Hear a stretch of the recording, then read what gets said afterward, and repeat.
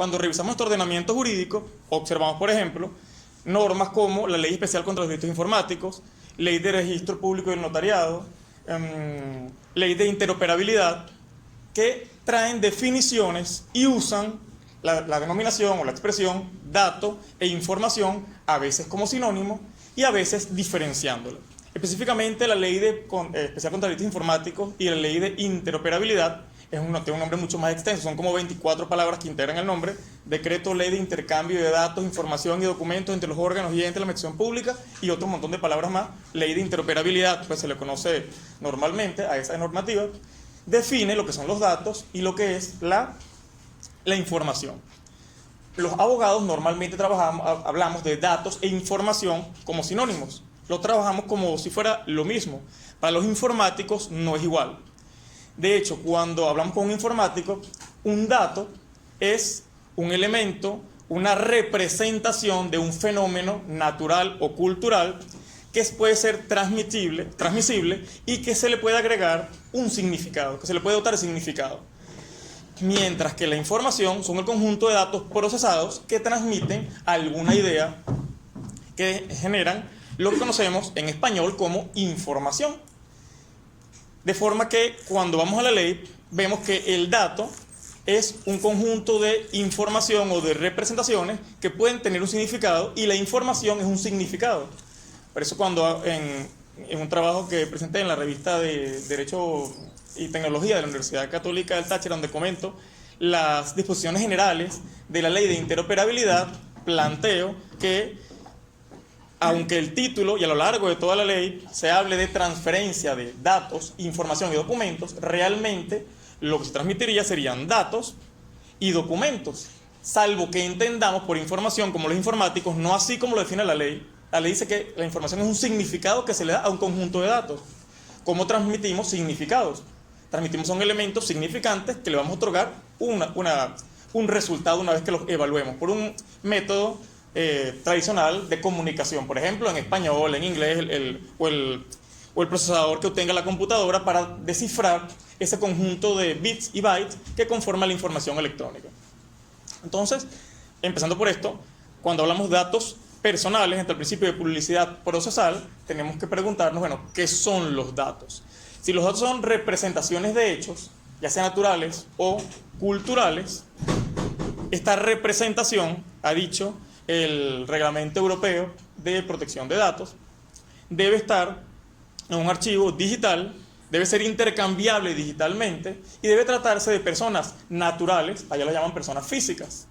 En Venezuela, la Sala Constitucional estableció que esos datos pueden estar tanto en un entorno digital, de lo que estamos hablando el día de hoy, así se titula este conversatorio, pero también en entornos físicos tangibles, por antonomasia en papel. Para comenzar entonces la conferencia, mi presentación, en la que vamos a contrastar cómo protejo un dato personal que está en un documento que es público, porque la ley establece que sea público. Para ello vamos a revisar entonces, en primer lugar, qué se establece en el ámbito internacional. Cuando se habla de protección de datos en el ámbito del derecho, hay que recurrir al Reglamento General de Protección de Datos, conocido como Reglamento Europeo de Protección de Datos. Es el reglamento 2016-679 del Parlamento Europeo y del Consejo del 27 de abril del año 2016. Pero ese mismo día se dicta la directiva de la Unión Europea 2016-680. El año pasado a Grecia y a España, la Comisión Europea les indicó que los llevaría al Tribunal Europeo por incumplir la transposición de esa directiva, porque no han creado normas en su ordenamiento jurídico que regulen la protección de datos personales, ya no a nivel general, porque no hace falta por el reglamento europeo, pero sí en el ámbito específico de la materia penal, es decir, investigación, enjuiciamiento y posteriormente antecedentes penales, porque es algo que vamos a ver aquí. Si los antecedentes penales son privados, pero los antecedentes penales vienen de una sentencia y la sentencia es pública, en consecuencia, ¿cómo protejo yo ese antecedente penal? Vamos a llegar a eso más adelante. ¿Qué establece el reglamento europeo? Rápidamente, porque no es el tema de la conferencia, es solamente para tener una idea. Cualquier normativa, cualquier proyecto normativo de regulación de protección de datos va a tener como estándar el Reglamento Europeo de Protección de Datos. De hecho, en California está por aprobarse, por entrar en vigencia, un reglamento de protección de datos para los consumidores y tiene en cuenta, obviamente, el Reglamento Europeo de Protección de Datos. La sentencia que vamos a revisar de la Sala Constitucional, donde regula la protección de datos en Venezuela, aunque no tenemos ley, parte del Reglamento de Protección de Datos o de las ideas que se plasmaron en el Reglamento de Protección de Datos, porque la sentencia es mucho anterior a este reglamento. Una vez que sabemos que hay una regulación especial y genérica de protección de datos, vamos a ver en la práctica cómo se aplica esto. Si revisamos, por ejemplo, aquí lo ven pequeño, pero si los que tienen conexión a internet pueden revisar en mi cuenta de Instagram o de Twitter, estas imágenes están publicadas, @GustavoAmoni, y lo pueden ver ahí en su teléfono con más comodidad y en mayor calidad. Estos son publicaciones que hago, comentarios de derecho informático a partir de series de televisión. En este caso, se trata del episodio 3 de una miniserie que se llama Así nos ven.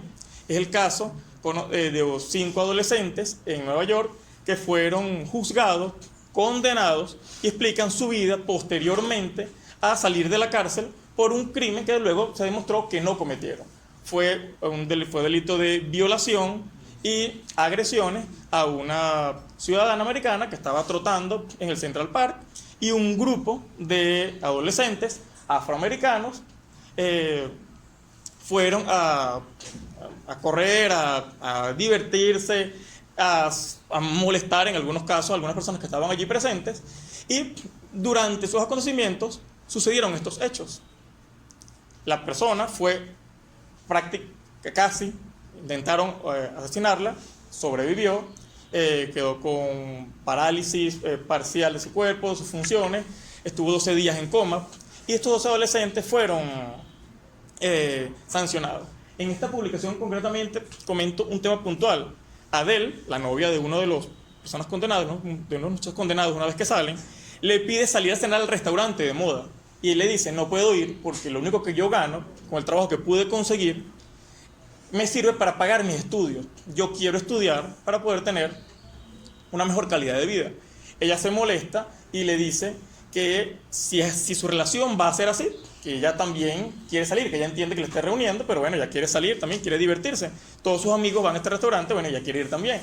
Él le dice: bueno, mira, yo creo que lo mejor entonces, si tú no estás conforme con el tipo de vida que yo te puedo dar, porque es lo que me permite el ordenamiento jurídico en este momento, el trabajo al que yo puedo acceder, creo que lo mejor es que terminemos. Ella se molesta y le dice: si así es como tú tratas a las mujeres, de hecho, voy a utilizar la expresión textual que se utilizó en la traducción, maldito delincuente, entonces vete, que no quiero más nada contigo. Este tipo de situaciones se dan para ilustrar lo que una persona cuyos datos personales se muestran en público pudiera vivir. Vamos a ver entonces cuál es el tratamiento que se le da al tema de la protección de datos, por ejemplo, en España. Entonces tenemos una sentencia que busqué al azar, la 3041 del año 2017. El extracto es el siguiente: sobre las 12:23 del día, 13 de enero de 2016, Prudencio conducía el ciclomotor modelo PMX50, matrículas suspensivos FNF. En este caso solamente indican el nombre, no el nombre completo, no el apellido, no su DNI, y no indican los datos de la matrícula completa. Esto lo busqué anteayer para ver cuál es el tratamiento que se le está dando actualmente a los datos personales en las sentencias en el ámbito internacional. En Francia, MX fue acusado ante la Corte de Asís de la Haute-Garonne por incendio doloso de un inmueble residencial, causando la muerte a uno de sus ocupantes y lesiones a 2 de ellos. Se indican únicamente las iniciales, no se indica el nombre completo. Portugal, luego de indicar el nombre completo, apellido, lugar y fecha de nacimiento, señala el delito: conducción sin licencia, Italia, conducción sin licencia en estado de ebriedad. Portugal, acuerdo del Supremo Tribunal de Justicia número 8 de 2019. El conductor de un automóvil fue sometido a examen de alcohol, obteniendo resultados igual o superior a 1.2 gramos por litro. Se le advirtió que no podía conducir, pero aún así lo hizo. En este caso, tampoco aparece el nombre, no sabemos quién es la persona. Estados Unidos, Suprema Corte de Justicia, expediente 19883. Incluye nombre, una dirección, presumo que será de su residencia, un número telefónico del ciudadano condenado, el delito e incluso su situación económica. Chile, sentencia del Tribunal de Justicia Oral, de Juicio Oral de Coyhaique. Incluye nombre completo, RUN, que es un equivalente a la cédula de identidad, edad, estado civil, grado de instrucción, oficio, domicilio, además del delito. Todo esto está en la sentencia íntegra publicada en Internet. Panamá, unos sujetos llegaron al local comercial, Mini Super, lo indican completamente. El segundo sujeto sacó un arma de fuego y le hizo 3 disparos a una persona que le negó a vender una caja de cerveza. Los asaltantes se llevaron la caja fuerte. Incluye los nombres y apellidos de las personas condenadas. Argentina, Corte Suprema de Justicia de la Nación, el expediente 48669 del año 2015. Había condenado a las nombradas a la pena de prisión perpetua por considerarlas coautoras del delito de homicidio, crímenes causa. Incluye nombres y apellidos. Es decir, tenemos una regulación de protección de datos, pero cuando vamos a revisar en el ordenamiento jurídico, solamente conseguí que en España, en Francia y en Portugal se omiten los nombres. En Italia aparece el nombre completo, como les dije, la cédula, el lugar de nacimiento, el delito, y bueno, en el resto de los países, porque no aplica el reglamento de protección de datos, aunque pueden tener regulación de protección de datos, estos datos se encuentran disponibles en las sentencias. ¿Qué ocurre en Venezuela? Sabemos que en Europa hay un reglamento general de protección de datos que tiene algunas regulaciones en el ámbito judicial, pero hay una normativa expresa para el ámbito procesal penal específicamente.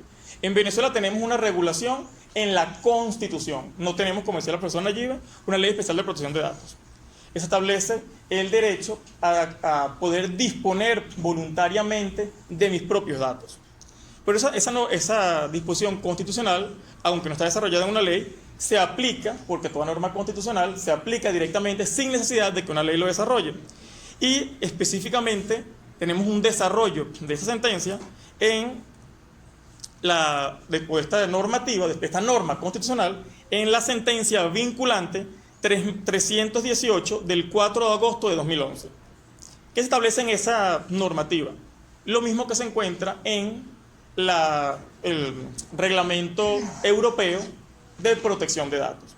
Primero, principio de autonomía de la voluntad. Y dice la Sala Constitucional, esto es obligatorio para cualquier normativa de protección de datos que se dicte en Venezuela e incluso para cualquier sistema de protección de datos que se cree en Venezuela, sin necesidad de que haya una ley. Es decir, cualquiera que maneje sistemas de bases de datos en Venezuela, y no dice que los sistemas sean informáticos, de hecho, amplía al ámbito no solamente informático, como lo establece el reglamento europeo, sino también a las personas jurídicas. Es decir, hay protección de datos en Venezuela para personas jurídicas y no solamente para personas naturales como ocurre en Europa. Dice, cualquiera que dicte una normativa sobre protección de datos en Venezuela, este es específicamente un caso para el SICRIT, el sistema de crediticio de riesgos de Venezuela.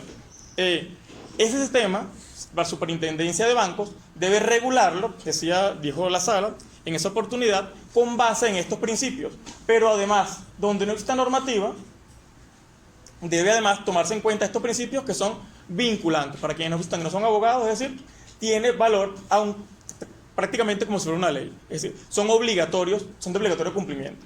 Tenemos el primero de ellos. Principio de autonomía de la voluntad de los datos personales. Este es el régimen general. Es lo que se conoce, o podemos resumir como PLIR, ¿no? Está muy pequeño a lo mejor para verlo. Primero, debe ser previa la consulta. El principio de la autonomía prevé que la autorización para usar datos personales debe ser previa. No es que yo use tus datos personales y luego te dice, tú me dabas permiso, ¿no? Este famoso caso que le preguntaron a la Miss, mejor pedir perdón o pedir permiso, también lo dice Santa Rosa en una de sus canciones. En este caso tienes que pedir permiso. La autorización es previa al uso de los datos. Esa debe ser lícita, debe ser conforme al derecho, debe respetarse lo que el ordenamiento jurídico establezca. Debe ser informada. No es que me das permiso para usar tus datos, ¿sí? ¿De qué manera los vas a utilizar? ¿Para qué los vas a utilizar? ¿Quién puede utilizarlos? ¿Lo vas a transmitir a terceros? ¿Cuánto tiempo lo vas a utilizar?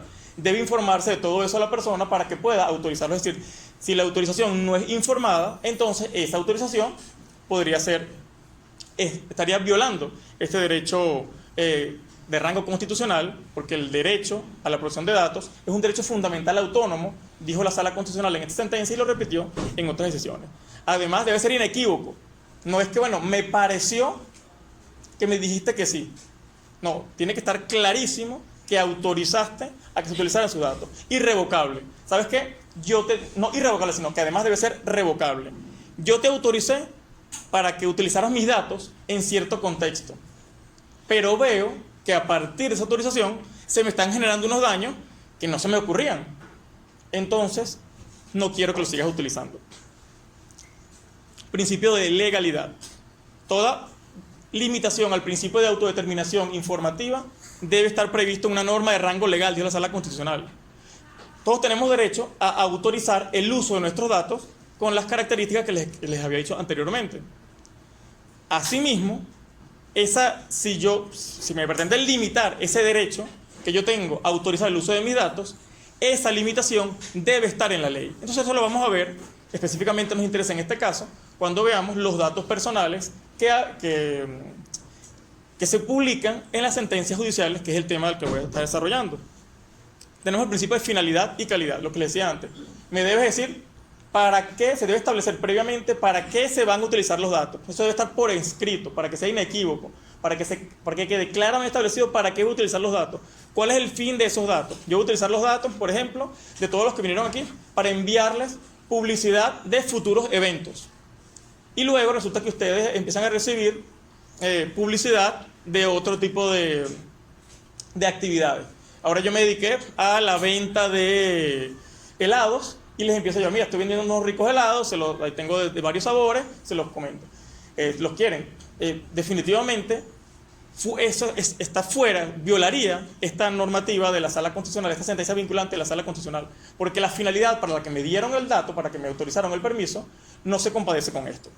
Principio de temporalidad o conservación. Y lo tengo resaltado, aunque aquí no se ve la diferencia de colores, que es el conocido derecho al olvido. Tenemos otro caso de la misma serie.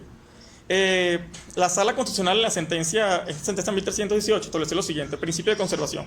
La conservación de los datos se extiende hasta el logro de los objetivos para los cuales han sido elaborados. Ello resulta particularmente relevante cuando los datos o información compilada es relativa a sanciones, ya que no tienen vocación de perennidad.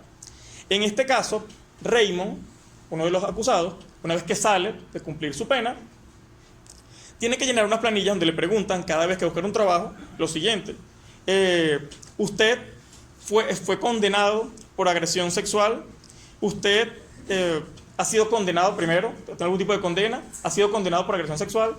Esto va limitando el campo de trabajo. De hecho, en este momento a él se le indicó que no podía estar con niños en lugares en los que hubiera niños. De hecho, explica Miguel Carbonell en una conferencia sobre protección de datos y principio de publicidad oral, está disponible en internet, entonces lo pueden observar, cómo en Estados Unidos los agresores sexuales tienen que informarlo, se les informa a sus vecinos: tal persona que se mudó a este apartamento o a esta casa es un agresor sexual, deben informarlo cuando le vayan a dar trabajo, no pueden acercarse a niños, solamente que sean sus familiares. Y como lo explican aquí en la serie, eso es de por vida, no solamente por los siguientes 3 años, porque él estaba en libertad condicional.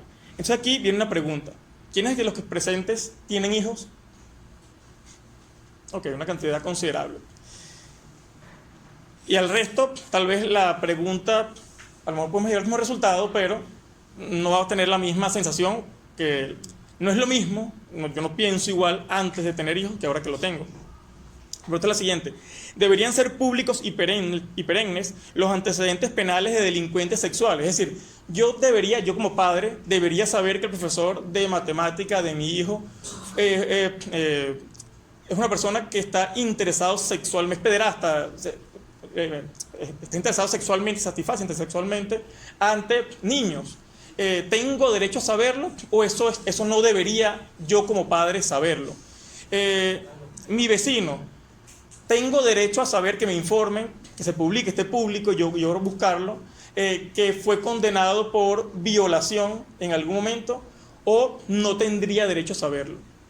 Bueno, Miguel Carbonell explica en esa conferencia que en Estados Unidos sí se le informa, pero a partir de eso dice que hay un elevado en Miami, en un lugar puntual, no recuerdo el nombre de la calle que él planteaba, en el que hay una serie de personas que fueron condenados a delitos sexuales viviendo prácticamente en la indigencia porque es difícil que les alquilen un lugar para vivir y que consigan trabajo.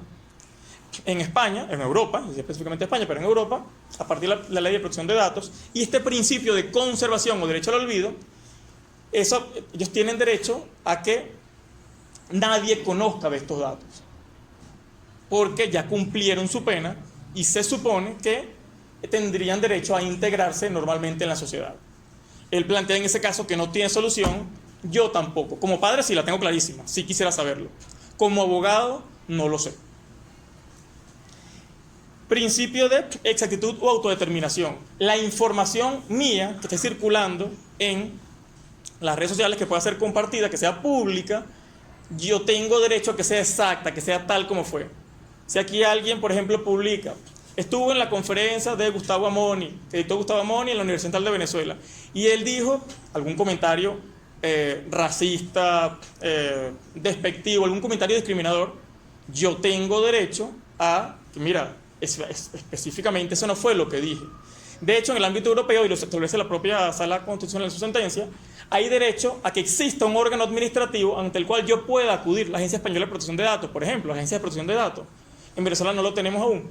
Aquí solamente tenemos, que también es importante, la forma del mecanismo de protección procesal, el habeas data. Yo puedo solicitar que se corrija un dato mío a través de los tribunales, pero administrativamente no hay un órgano administrativo público, un órgano público con competencia administrativa que se encargue de regular esta situación, de velar por el cumplimiento de la protección de datos. Luego tenemos otro principio que se pelea un poco con el anterior, es el de previsión e integralidad. Los datos personales, en la base de datos personales, deben incluirse datos que permitan prevenir futuros daños. Tiene que ver entonces con el tema de incluir agresores sexuales, por ejemplo, en sistemas de bases de datos de esa naturaleza para que el resto del público esté enterado. Y específicamente aquí se trataba del caso de aquellas personas que hubieran estado en estado de demora ante el pago de créditos en general en el sistema SICRIT, porque eso permitiría a los bancos saber cuándo poder prestarle dinero nuevamente o no. Eso tiene que ver entonces con el tema de derecho al olvido, y son un par de principios que habría que revisar, que habría que ponderar entre sí, aplicando, por ejemplo, el método de la proporcionalidad. Tenemos el principio de seguridad y confidencialidad. Yo estoy pidiendo a ustedes los datos personales, supongamos, ¿no? No lo hemos hecho, pero supongamos que sea así. Yo tengo que darles garantías suficientes de que la base de datos en la que ellos van a estar tenga suficientes, a su vez, garantías de que eso no puede ser violado con la tecnología que existe en el momento actual. Hoy día es difícil, está hablando de 5G, tenemos computadoras cuánticas, tenemos inteligencia artificial, tenemos Internet de las cosas.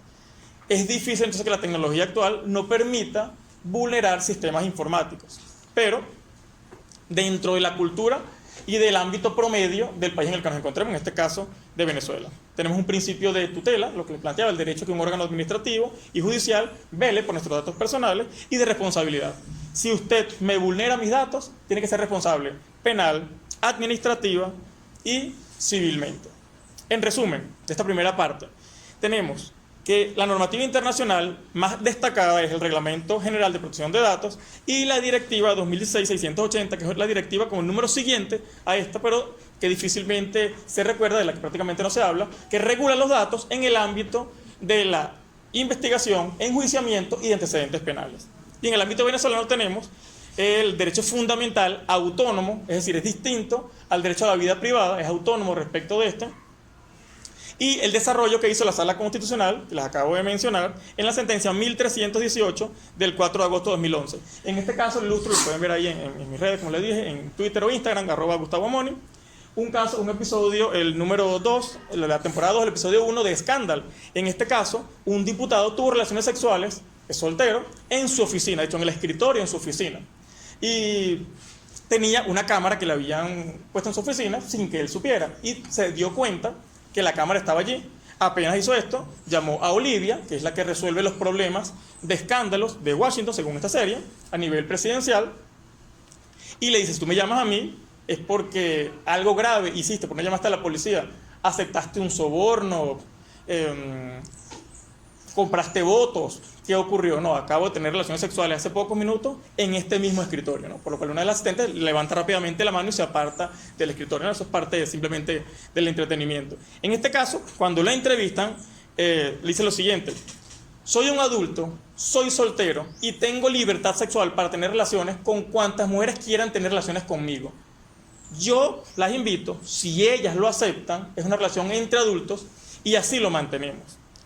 Ahora, creo que es más importante, en vez de hablar de mi libertad sexual, hablar de, y cambia el tema, ¿no? Ya la estrategia política que le dieron, hablar de los 46 millones de ciudadanos americanos que no tienen seguro médico. Entonces cambia el tema a la seguridad social. Y pide disculpas, obviamente, por utilizar la oficina que el Estado paga como si fuera un hotel para tener relaciones sexuales con una persona, ¿no?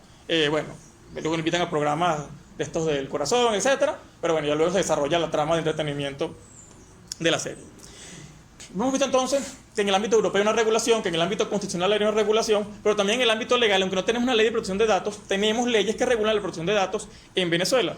La Ley Orgánica del Tribunal Supremo de Justicia regula el habeas data para conocer cómo se protegen nuestros derechos vía de datos, quiero decir, de datos personales. Vía jurisdiccional, tenemos que acudir a la Ley Orgánica del Tribunal Supremo de Justicia. Luego tenemos la Ley de Registro de Antecedentes Penales, que es lo que les comentaba. El artículo 8 prevé lo siguiente: queda prohibido a cualquier empresa o persona exigir a los particulares, con ocasión de las ofertas de trabajo y en materia relacionada con el reclutamiento laboral, la presentación de los antecedentes penales. En un caso de la Sala Político-Administrativa, la sentencia número 206 del 9 de marzo de 2010, les repito, esto está en Twitter y en Instagram, el resumen, esta lámina específicamente, un caso de un señor que fue condenado a El Dorado. Algunos de ustedes han ido a esa colonia de penitenciaria de El Dorado.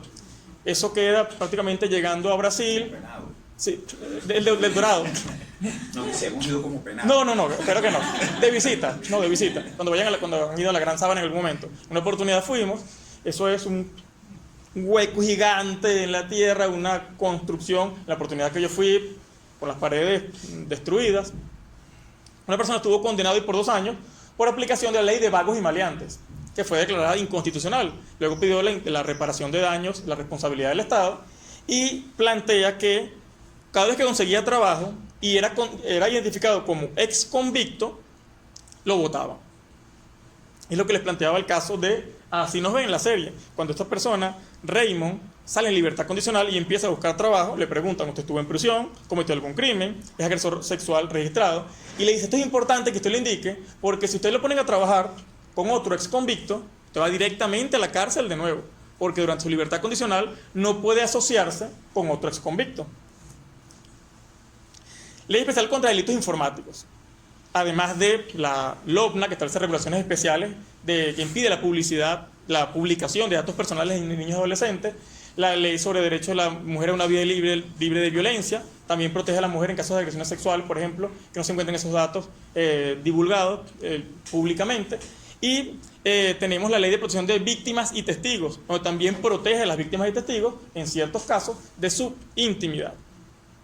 Pero la ley especial contra los delitos informáticos trae algo fundamental, que es la responsabilidad penal por divulgación de datos personales. Yo repito, en Venezuela no tenemos ley especial de protección de datos, pero hay una serie de leyes, una sentencia vinculante de la Sala Constitucional, está la Constitución y está la ley especial contra los delitos informáticos, que sancionan y que protegen en caso de vulneración de datos personales. Aquí tenemos algunos datos que pudieran estar vinculados con datos personales que se encuentren en sentencias publicadas en Internet. Por ejemplo, sabotaje o daño a datos. Una sentencia publicada en el Tribunal Supremo de Justicia y alguien daña algún dato que se encuentra allí, lo manipula, lo inutiliza. En este caso podrá ser sancionado por sabotaje o daño a datos. Pero si destruye íntegramente el documento ya caería entonces en el tipo penal de falsificación de datos. Si lo que hace es ni lo daña ni lo destruye, sino que extrae un dato personal, incurriría en violación de la privacidad de la data o información de carácter personal. Pero si ese dato que extrajo se trata de un caso de violencia sexual contra niños y adolescentes y son partes íntimas de niños y adolescentes, se podría sancionar entonces por exhibición pornográfica de niños y adolescentes. Si revela, si no hace nada de eso, sino que lo que hace es tomar el dato y revelarlo, estaría entonces ante revelación indebida de data o información de carácter personal. Pero si revela un dato que no es personal, pero de ahí pudiera encontrarse con un dato personal, incurriría en el tipo penal de espionaje informático simple o agravado si obtiene un beneficio económico. Por último, aquella persona que manipule el sistema informático del Tribunal Supremo de Justicia, la página web del Tribunal Supremo de Justicia, y mediante instrucciones falsas genere consecuencias distintas para las cuales fue programado, podría ser sancionado penalmente por fraude informático. El fraude informático en Venezuela no requiere la obtención inmediata de un beneficio económico, sino un resultado, es decir, obtención de datos personales, a partir de los cuales pudieras conseguir una ventaja económica. Y en este caso estaríamos ante el tipo penal de fraude informático. Pero todo lo que les acabo de decir es la regulación general. ¿Cómo armonizo esto entonces con el principio de publicidad procesal? Me está diciendo por un lado un conjunto de normas, inclusive penales, administrativas y civiles, que protegen mis datos personales. Y por otra parte, hay un conjunto de normas que establecen los procesos jurisdiccionales serán públicos, las audiencias serán públicas, los expedientes serán públicos, salvo ciertos casos. En la Constitución tenemos el 257, las leyes procesales adoptarán un procedimiento breve, oral y público. Constitucionalmente, nuestros procedimientos jurisdiccionales tienen que ser públicos. Código de Procedimiento Civil, artículo 24. Los actos del proceso serán públicos, pero se procederá a puerta cerrada cuando así lo determine el tribunal. Código Orgánico Procesal Penal, artículo 15. El juicio oral tendrá lugar en forma pública, salvo las excepciones de ley. LOPNA, Ley Orgánica de Protección de Niños, Niñas y Adolescentes, también prevé la publicidad con la excepción de la privacidad del proceso. Ley Orgánica Procesal del Trabajo, los actos del proceso serán públicos. Ley Orgánica de la Jurisdicción Contencioso Administrativa, los actos del proceso serán públicos. Ley Orgánica del Tribunal Supremo de Justicia, el habeas data, el tribunal de oficio o solicitud de parte, cuando estén comprometidas la moral y las buenas costumbres, o cuando exista disposición expresa de la ley, podrá ordenar la reserva del expediente, con lo cual el expediente es público, porque si no, no habría que reservar nada, y que la audiencia sea a puerta cerrada. Tenemos entonces una serie de normas constitucionales, inclusive ilegales, que me establecen los datos personales deben ser protegidos. Quien los vulnere puede inclusive ir a la cárcel. Y por otra, un conjunto de normas que me dicen, en el ámbito jurisdiccional, esto es público, completamente público. Tiene que ser público. Y también, esto tiene rango constitucional. ¿Cómo ha resuelto esto la jurisprudencia? Hay al menos 4 sentencias. Cuando ustedes escriben protección de datos en la página del Tribunal Supremo, les van a aparecer 21 resultados. Hasta el día de ayer, al menos, ¿no? Hasta ayer. 21 resultados. 4 están vinculados, son estos vinculados directamente con datos personales en sentencia del Tribunal Supremo. La mayoría son datos en el ámbito farmacéutico y químico. Es básicamente uno o dos juicios que hubo entre dos compañías farmacéuticas por una determinada medicina.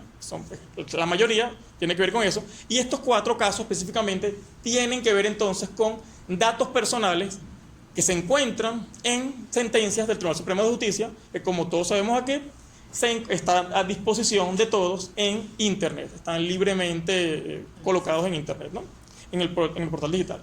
La primera de ellas, la sentencia 568 del 8 de mayo de 2012, tiene esos corchetes y esos puntos suspensivos porque la Sala Constitucional dijo, es muy fácil salvaguardar para cualquier juez los datos personales. ¿Por qué? Porque simplemente aquellos datos personales los va a sustituir por unos puntos suspensivos y unos corchetes. De esa manera, cualquier juez de la República puede resolver el tema de los datos personales. En una serie, esto lo pueden ver tanto en Instagram como en YouTube, como en Twitter, Gustavo Amoni, si no lo ven muy bien aquí, la temporada 1, el episodio 7, How to Get Away with Murder.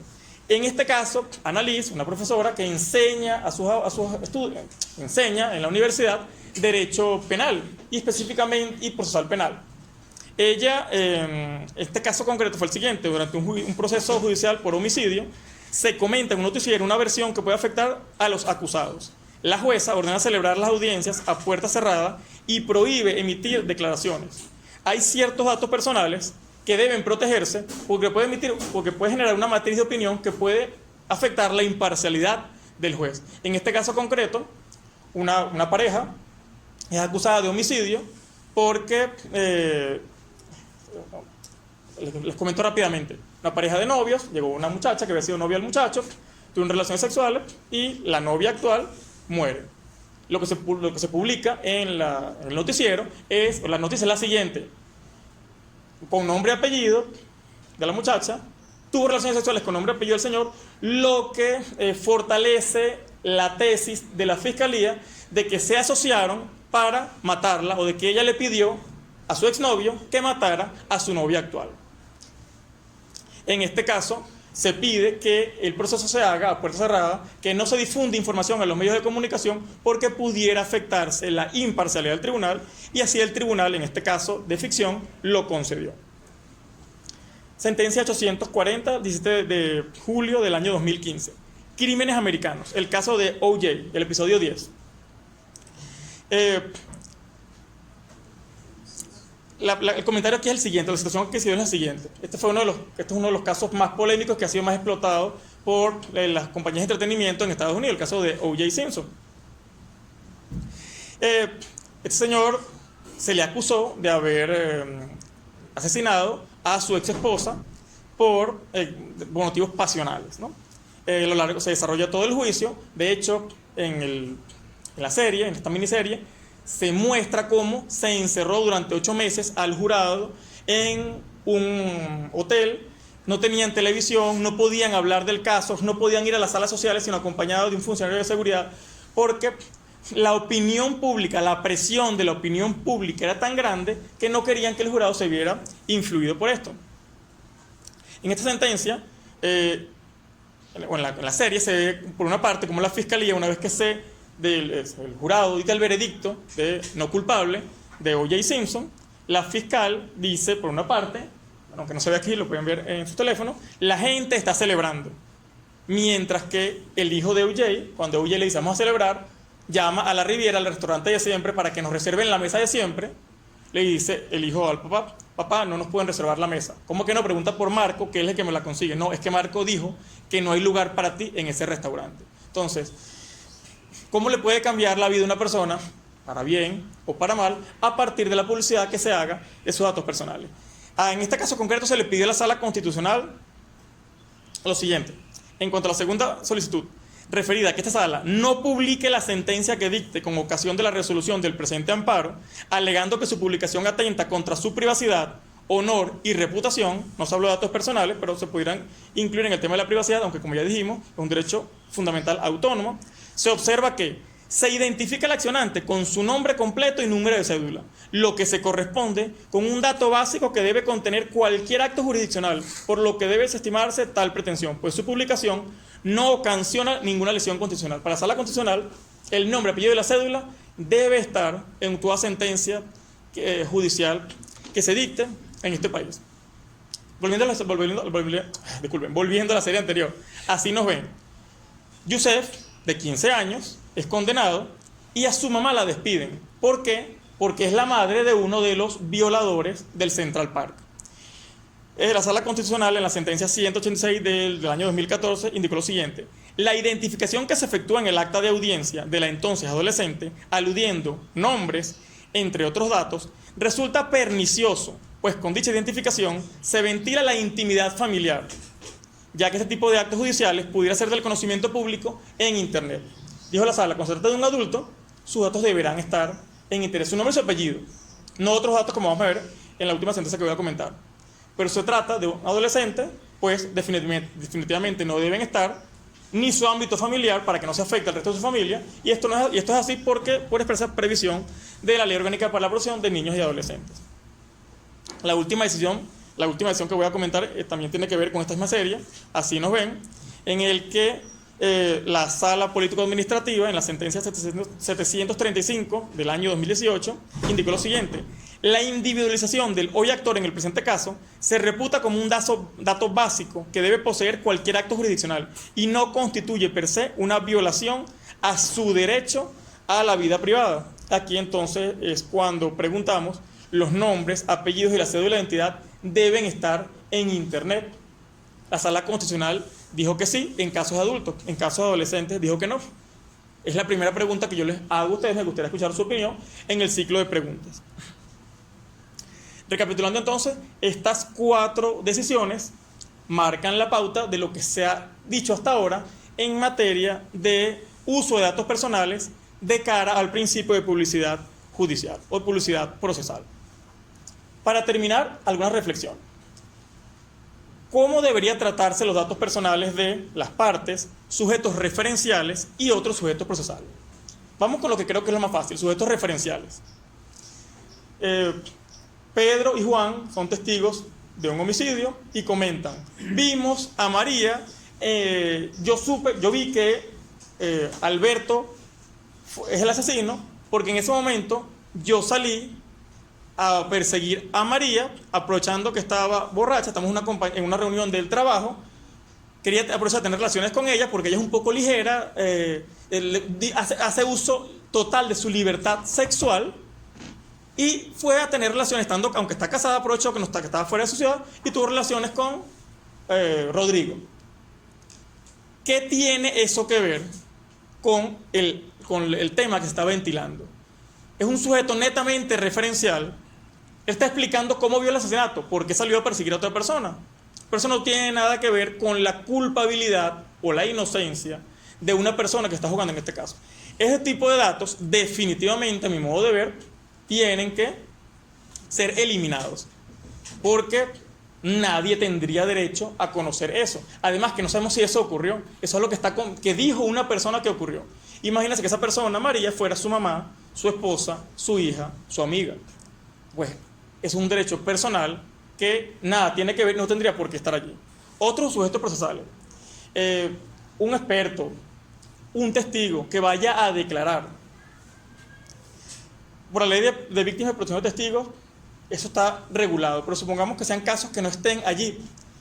¿Qué importa? ¿Cuál es la utilidad de que tal persona fue el testigo de este caso o tal persona fue el experto en este caso?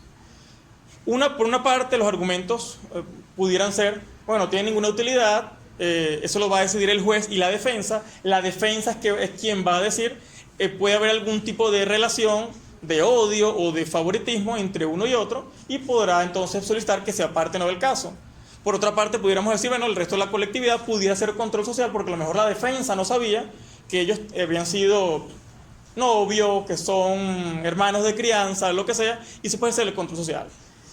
Al final, simplemente será un control social, porque los plazos para los recursos correspondientes habrán pasado, salvo la revisión constitucional, que por eso pudiera quedar. Y en el caso de las partes, ya vimos que la Sala Constitucional estableció que el nombre y el apellido de adultos deben estar allí. La pregunta sería, en casos en los cuales sea una persona de notoriedad pública, y un caso de notoriedad pública, bueno, parecería que no tendría mayor importancia que el dato estuviera ahí o no, porque ya lo hizo público.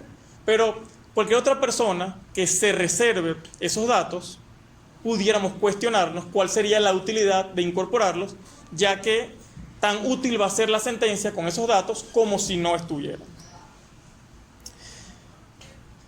Las 5 consideraciones finales, ya con esto termino, que quiero hacer para la mañana de hoy, son: los antecedentes penales, según la ley, son privados, pero los antecedentes penales se nutren de las sentencias que están públicas con todos los datos en Internet. Hay datos que pueden ser innecesarios, lo ha dicho la Sala Constitucional, como el número de teléfono, la dirección de residencia, dónde trabaja, incluso, esto lo desarrolló la Sala Constitucional a través de la normativa europea, mi ideología política, mi orientación sexual. Son datos que no son relevantes y no tiene el resto de la gente por qué saber. Esos casos, ha dicho la Sala, deberían eliminarse. Pero el nombre y el apellido, sí mantenerlo, lo que dice la Sala Constitucional. Hay otro problema que pudiera plantearse. Los datos que están compartidos en registros informáticos, sí es verdad que se pueden divulgar más fácilmente. Pero, ¿qué pasa si accedo a un expediente en papel donde constan esos datos? Es decir, habría que tachar los datos del expediente en papel, entendiendo, como le dije, las normas que les acabo de indicar, que esos expedientes son públicos, es decir, cualquiera puede ir, y así sea abogado, ¿no?, estudiante de derecho, muchas veces nos ha pasado, vayan a buscar una sentencia sobre, ya hoy no porque se buscan por internet, pero cuando esto no existía, vayan al tribunal y buscan una sentencia de tal cosa. Entonces, bueno, uno iba y revisaba la expediente y sacaba algún tipo de copia. Cuarta pregunta: ¿los delincuentes sexuales deben estar en registros públicos? Los padres tenemos el derecho a saber que nuestro vecino, el maestro de nuestro hijo, nuestro socio, es un pederasta o fue condenado por delitos sexuales, por ejemplo. Y por último, la erradicación en materia penal y el abocamiento, tanto en el ámbito penal como en el resto de las materias, pudiera servir para la protección de aquellas personas que en su comunidad, por la difusión que se haga de sus datos personales, pudieran estar siendo vulneradas o el principio de imparcialidad estuviera en tela de juicio. Muchísimas gracias y bienvenidos nuevamente.